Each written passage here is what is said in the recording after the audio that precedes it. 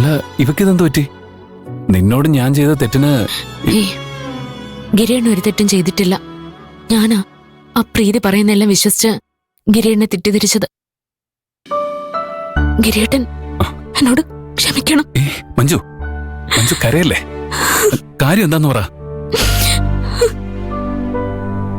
പറയാം.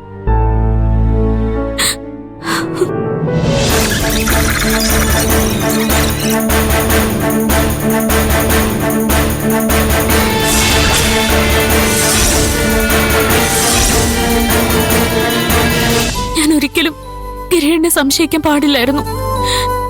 ഇത്രയും കാലം അമ്മൂനെ ഗിരിയേട്ടന്റെ അടുത്തുനിന്ന് മാറ്റി നിർത്തിയതിന് ദൈവം പോലും എന്നോട് ക്ഷമിക്കില്ല.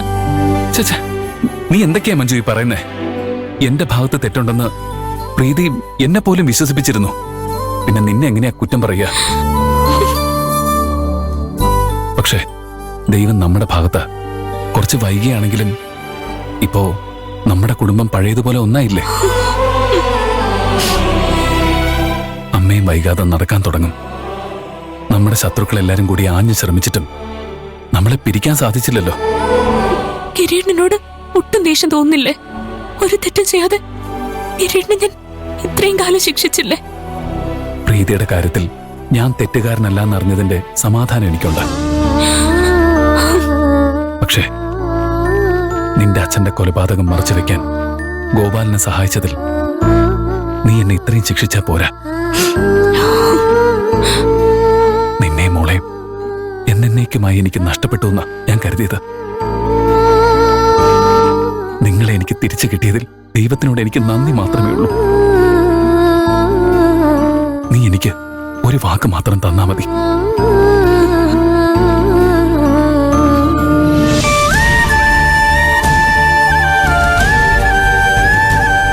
നീ മോളും ഇനി ഒരിക്കലും എന്നെ വിട്ടു പോകരുത്.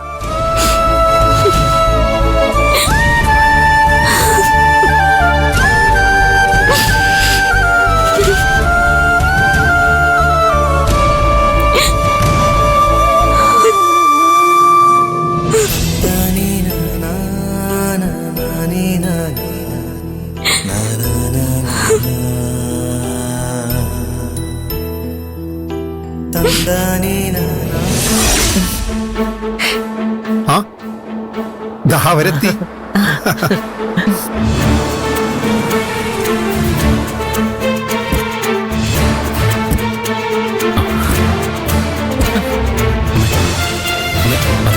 എന്നെ പിടിക്കൊന്നും വേണ്ടടാ, ഞാൻ ഒറ്റയ്ക്ക് നടന്നോളാം.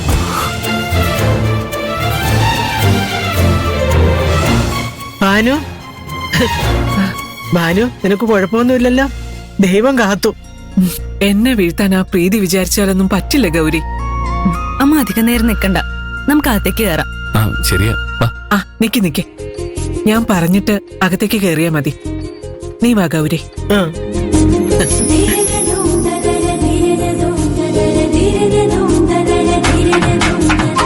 അമ്മ എന്തുള്ള പരിപാടിയാ? എനിക്കറിയില്ല.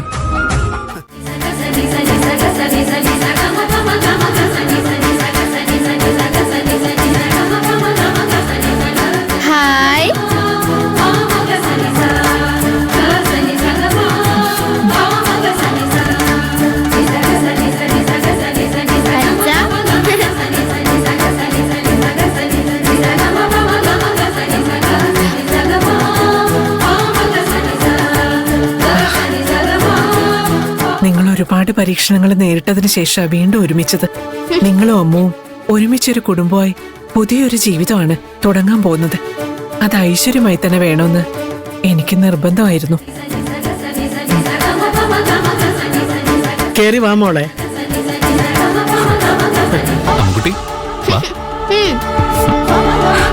വാ.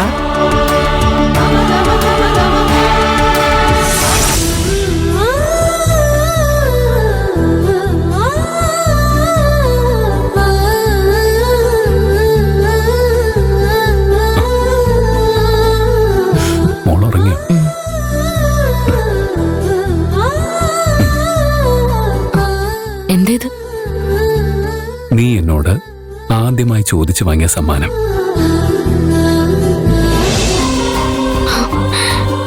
മിഞ്ചി,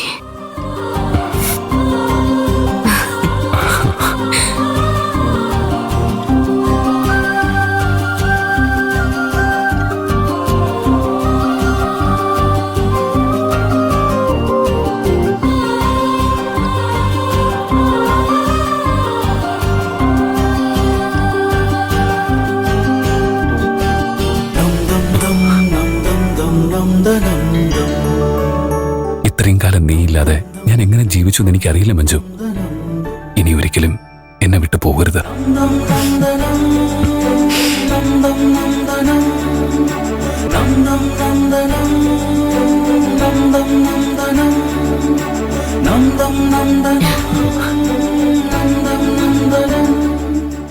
നിങ്ങൾ എന്താ ചെയ്യുന്നേ? ഒന്നുമില്ല മോളെ, അമ്മ വീഴാൻ പോയപ്പോ അച്ഛൻ പിടിച്ചതാ. ആണോ? എനിക്ക് ഉറങ്ങുമ്പോ വീഴോന്നുള്ള പേടിയാ. ഞാൻ നിങ്ങളുടെ ഇവിടെ നടുക്ക് കിടന്നോട്ടെ? അതിനെന്താ, അച്ഛൻ അവിടെ വന്ന് കിടക്കാം.